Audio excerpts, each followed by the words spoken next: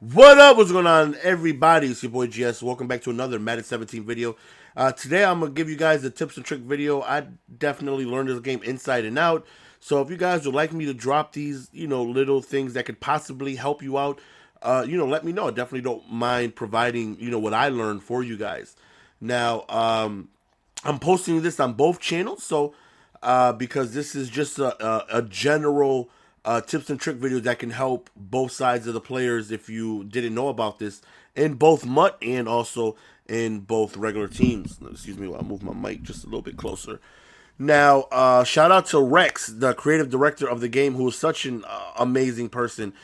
He is somebody who really cares not only about the game, but he truly cares about the community. You look at other sports games or games in general, how many people who are in his position go to streams, ask questions, search for feedback, and it's just really easy to get a hold of. You hit him up on Twitter, and most of the time, he'll respond if you're being, polite and you're not being a jerk about it.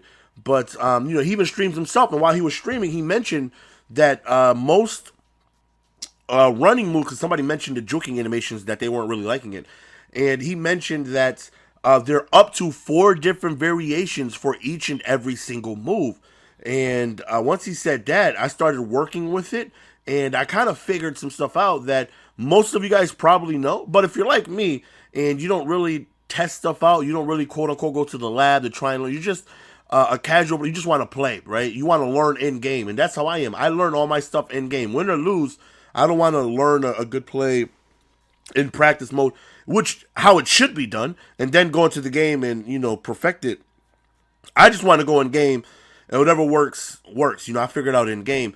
Most of my learning is from things being done against me. If you do something against me, I'm like, okay, that works. Then I'm able to implement it in what I found that works myself. So right here, I'm gonna show you up to 4 variations. Some only has 3, some has 4. So right here, I'm gonna show you the back juke. Now there's the standalone, the right trigger, left trigger, and both triggers. Now here, I'm not going to hold no triggers. I'm not going to do anything but just hit the back juke. So you go, and this right here is the back juke in Madden 17. See? This right here is the back juke. That's what the back juke looks like. Now, some of you may not know that there's different variations. Now, I'm going to hold the right trigger and back juke. So when you hold the right trigger, now it's the stutter step. So you're not doing that long animation of a back juke. You now have a stutter step. Now, I would recommend doing this in practice mode just to get muscle memory. Try to remember what moves they are. Now, I'm not going to hold the right trigger. I'm going to hold the left trigger and hit back juke. And if you look, now it's a different variation of it.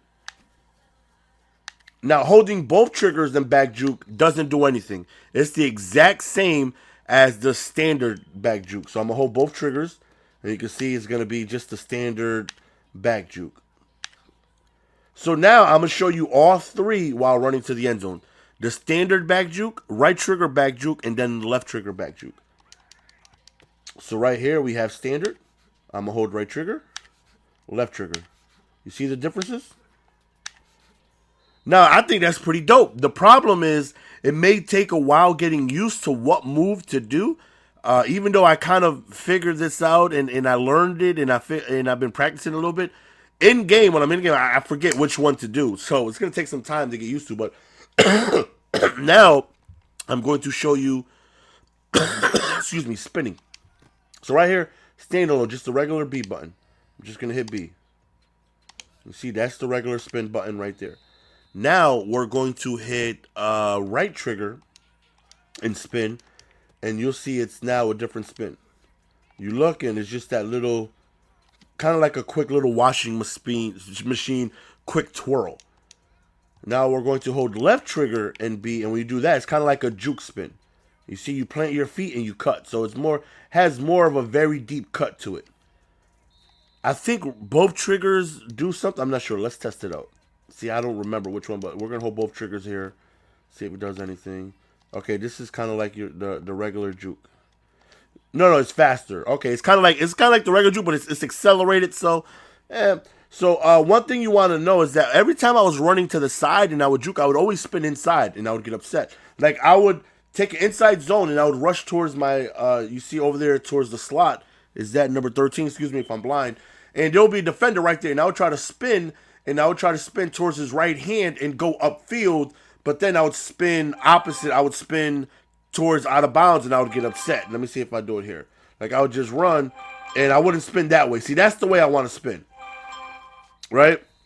And what I was doing is most of the time while running, I would go on ahead and I would hold right trigger because I didn't know there was different variations. And when it's defended, I would spin like inside. It's I don't know, it's weird. Maybe you guys know what I mean. Right here, he happens to be doing perfect spins towards the outside each and every single time. I don't know, maybe it's just me, but nonetheless, now we're gonna take a look at juking.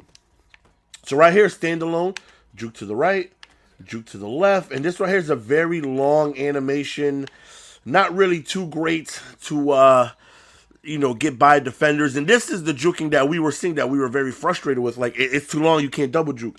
Right here, right trigger and juking, you see it's a very quick inside step.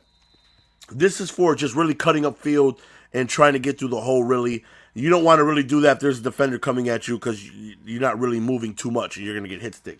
Right here, left trigger and juke. You see, right there is kind of like the double juke we're used to.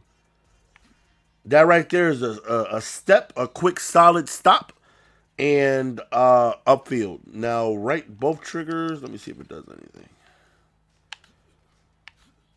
When I use both triggers, I kind of get like that hash to hash juking.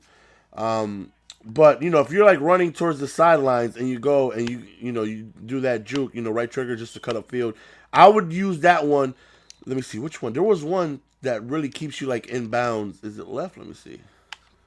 No, definitely not left. Yeah, I think it's right trigger. Because if you're like running towards the sidelines, you want to angle your way upfield. But work around with it. Try and figure out which one you want to use in what situation.